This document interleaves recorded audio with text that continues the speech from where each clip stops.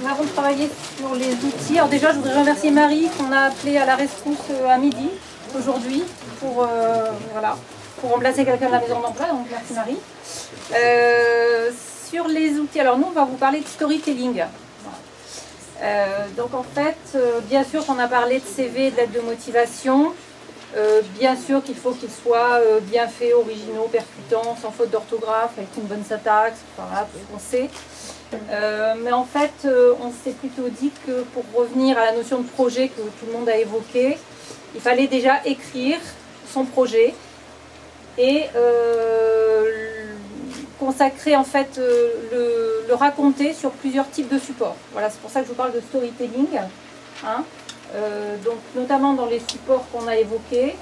Notamment la vidéo, on a énormément mis en avant la vidéo puisqu'on avait 3 profils différents, donc un informaticien, une personne qui souhaite créer une entreprise d'artistes intervenants enfin, au niveau de l'histoire de l'art et une 3e personne qui travaille dans l'assurance.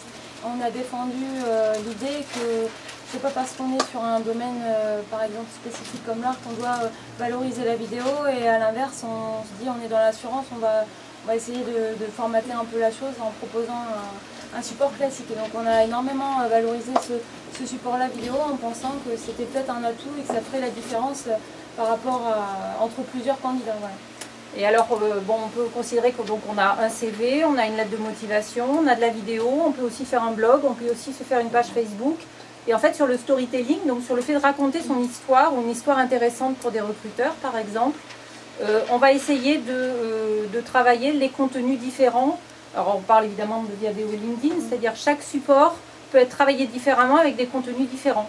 Aller récupérer de l'information, si on est dans l'assurance par exemple, qui va intéresser ou interpeller des assureurs. Voilà.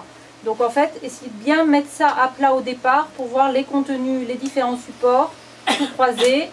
Et puis évidemment, on travaille son réseau, vous l'avez tous dit. Ouais. Travailler aussi sa présentation, on a parlé d'élévateur pitch, pardon. Donc le fait de savoir se présenter rapidement et d'accrocher l'attention. Oui, savoir se connaître soi-même et de vraiment travailler la présentation en amont et d'arriver à l'entretien et d'être comme si on était finalement soi-même, naturel, alors qu'en fait je vous apprends rien, voilà, c'est travailler au maximum, d'arriver à être authentique et très bien préparé.